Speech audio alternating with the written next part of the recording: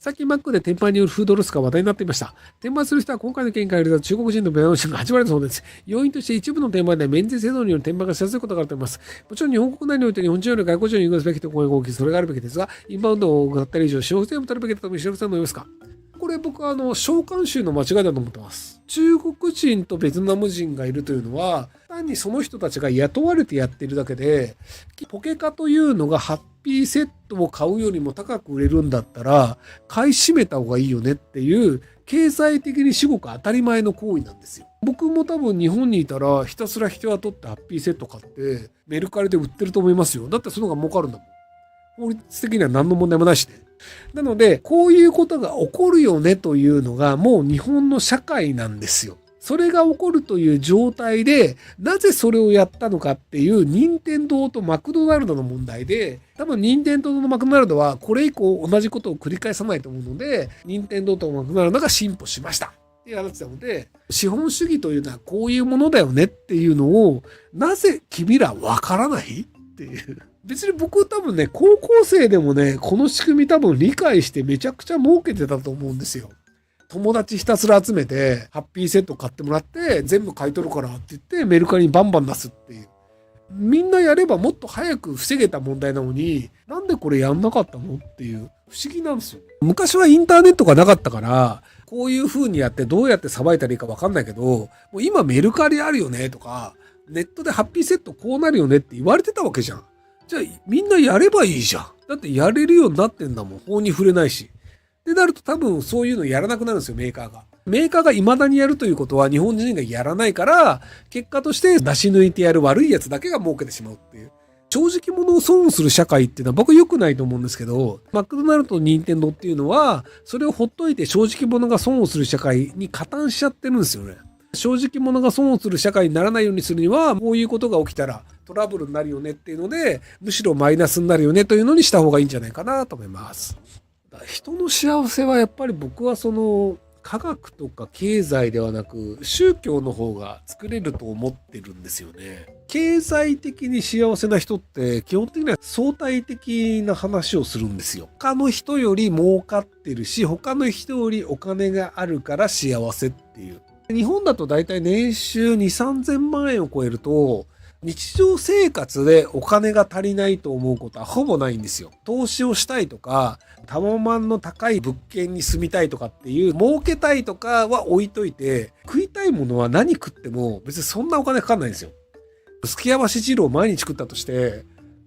1回3万円とかだから、毎日食っても1500万ぐらいあれば、毎日すきや箸汁が食えるんですよ。ミシュラン三つ星のね、お寿司屋さん。寿司嫌いって言うんだったら、フレンチのお店とか有名なところでも、ミシュランの星取ってるところとかでも、フレンチの店とかいっぱいあると思うんですけど、で、そこでもやっぱり5万はかかんないと思うんですよね。酒飲んだら別ね。なので結局1000万とか2000万とか以上ってお金の使い道がないんですよ。フェラーリ乗りたいとかであれば別にフェラーリ買えばいいよねって話で、フェラーリとポルシェとランボルギーニを毎日乗り換えたいとかであればそれはどんどんお金かかるんだけど、じゃあこの車に乗りたいよね、移動したいよねであればフェラーリ1台買えばいいし、でも別に車買わなくても毎回タクシーでいいよねってなると、でもやっぱり年間に500万は使えないと思うんですよね。毎回タクシーで移動してても。っていう感じで、実は人間って2、3000万以上使えないんですよね。でも、じゃあ年収2000万、3000万ある人でも幸せになってない人って結構多いんですよ。これわからない人も多いかもしれないですけど、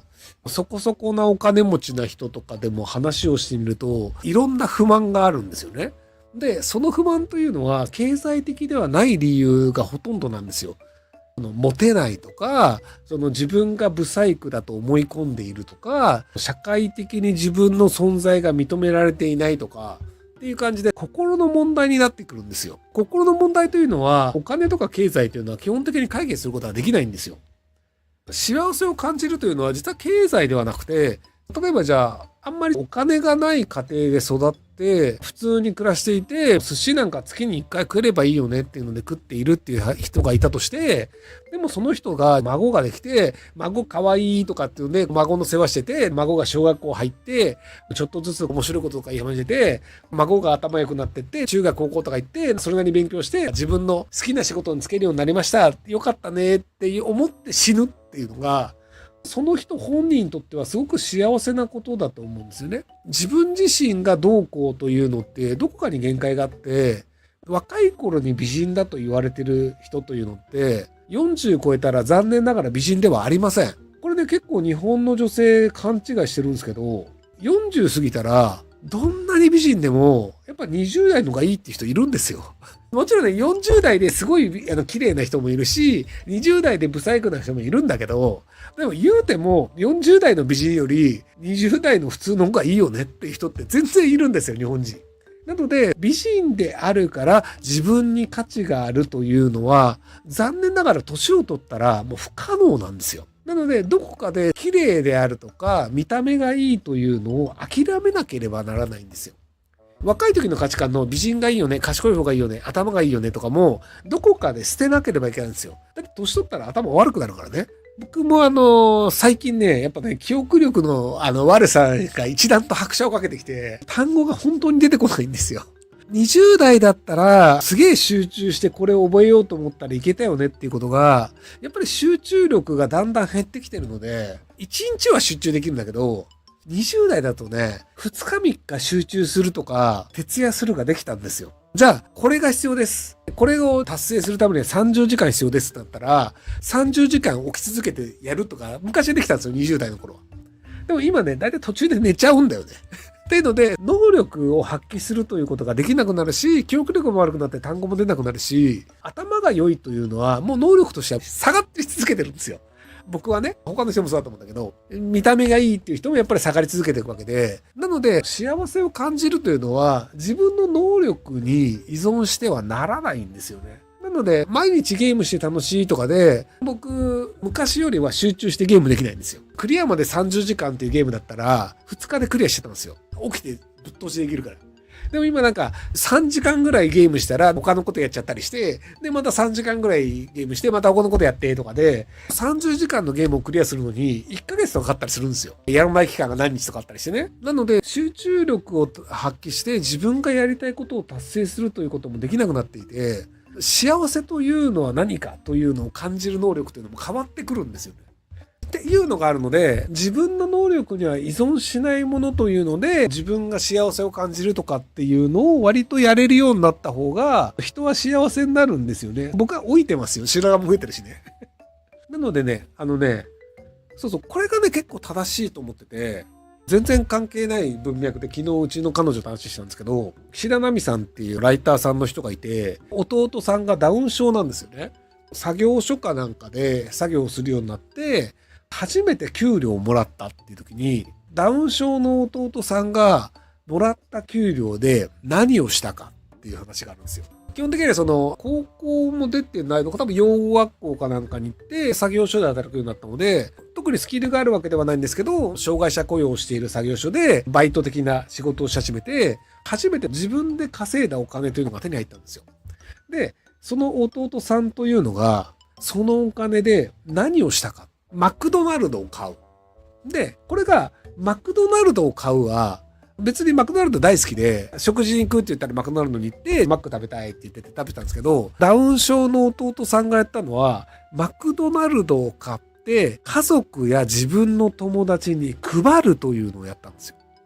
自分が食べるものというのは、食べたいって言ったらレストラン連れてくれることもあるし、誕生日とかだったらじゃああれ行きたいって言ったら食えるし、でも自分が何かを他人にあげるという行為というのは、自分がお金を稼がないとできないんですよ。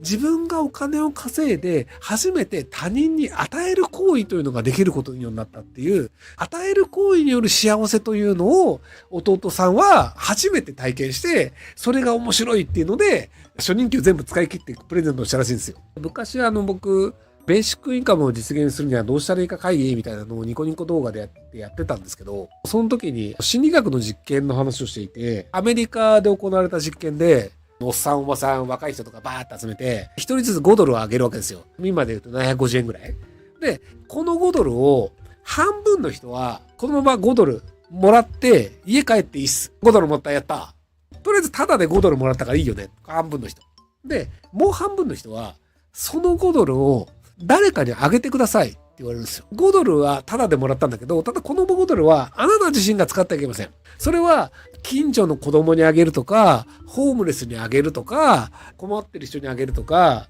募金箱に入れるとか、何か他人のために5ドルを使ってください。っていう半分。で、1週間後に全員呼び出して、どっちが幸せに感じたかっていうアンケートを取ったんですよ。750円ぐらい増えたとして、1週間後覚えてないんですよね。あの時にもらった食べてハンバーガーがすごく美味しかったですとかって覚えてる人ってあんまりいなくて、何に使ったかも覚えてないし、別に財布入れっぱなしで別に何も変わってねえよな、みたいな。700円もらったとしても、とりあえず財布に入れるじゃないですか。で、別になんか、無駄な出費はしないよねって言って、財布に入ったままで終わりなんですよ。なので、実はその人の幸せの総量でいくと、増えてないなんですよ。財布の中が0円の人だったら750円増えるとすげえ喜ぶんだけど、財布の中にじゃあ2万円入ってる人だったら、750円増えたとして、2750円なのか2万円なのかって、1週間後覚えてもいないんだよね。でも、じゃあその時に5ドル750円というのをホームレスの人にあげましたっていう人って、1週間後に、あ、そういえばあれホームレスの人にあげたら喜んでたよねとか、近所の子供にはおもちゃ買いたいって言ったから、じゃあこれあげるよって言ったら、すげえ喜んでおもちゃ買いに行ったとか、お菓子買いたいって言ってるおいとかめいとかにお金あげたっていう人は、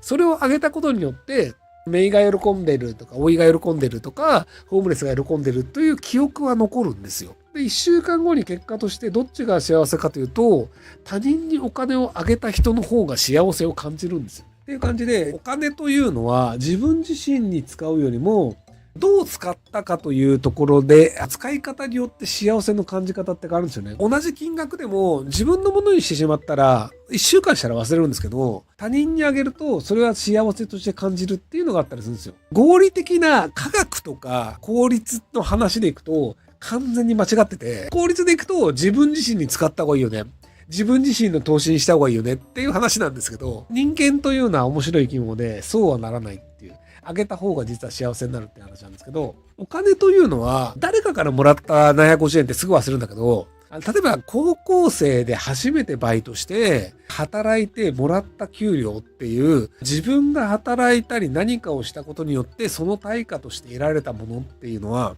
自分で手に入れたという感覚が得られるんですよ。芸能人の2世とかでとりあえず覚醒剤にハマって人生ぶっ壊すやつとか親が金持ちだからなんとなくいけて損するやつっていうのが結構いるんですけど、あれがなんで失敗するかっていうと、お金というのは自分で稼いだ方が価値があるよねというのを自分の親も自分自身も分かってないっていうのは結構あるんじゃないかなと思うんですけど。ご視聴ありがとうございます。今回の動画はこちらからの切り抜きになります。ひろゆき LINE スタンプ好評発売中です。概要欄に購入リンクがあるので、そちらから購入できます。よろしくお願いします。